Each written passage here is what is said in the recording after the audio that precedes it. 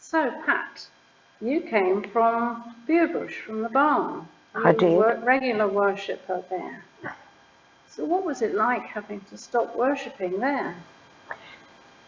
It was very upsetting, Yeah. because my faith had grown at that church. Uh-huh. I went to the church after I'd lost my husband and my partner. I was lost. I was also carrying a load. And at Bewbush, I found people believed me. I shed my load, and my faith grew very, very strongly there. And when it started disintegrating, I'd call it, Yeah.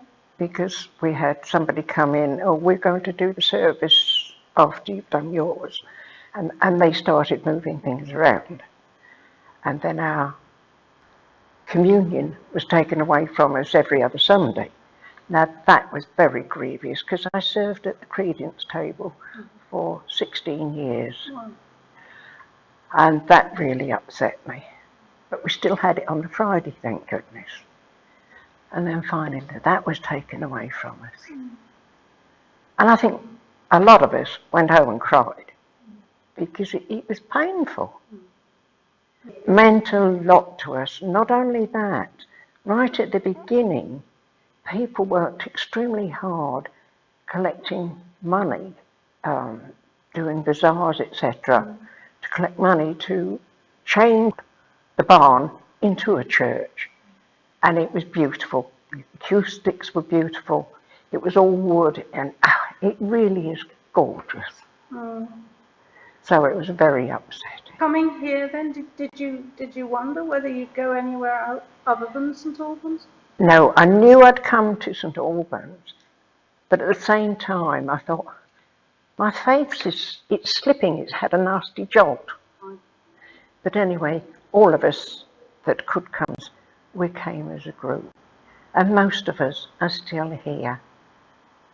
So what was it like? Were you welcomed here, do you Oh, think? we were welcomed, but it took time to adjust, because it was slightly different. They encouraged me to do the communion one Sunday, but they did it slightly different, and I'd aged and I couldn't cope with it. So I enjoyed the services instead. But I met some wonderful people through this church, and I had a very bad patch this last year from Christmas, and I knew that God was looking after me. I honestly didn't realise just how much. He sent me 3 angels from this church, and they pulled me through. And it's a wonderful experience. To be honest, I can't understand why people can't believe. You stop to turn to him. It's incredible, because you feel a peace coming over you. Oh, and it's really wonderful. And you ask for help, and you get help. I had 3 angels, all from this church. Am I allowed to mention them? Of course. Sue, Madeline and Bev. And they took turns in encouraging me until I pulled through. It's wonderful. It is wonderful. And I love this church now just as much. Okay, as one of our most senior, if you don't mind me saying, of our congregation, do you feel we do what we can to welcome everybody who could worship here? You do welcome, and you're very kind to everybody. I don't know what goes on sort of through the village, as it were, if you can call it a village, the outside, because we need a new hall, and that could improve things a lot, because you could have a room where people, if they don't want to come to church, they think, well, at least we can go in there and ask for help.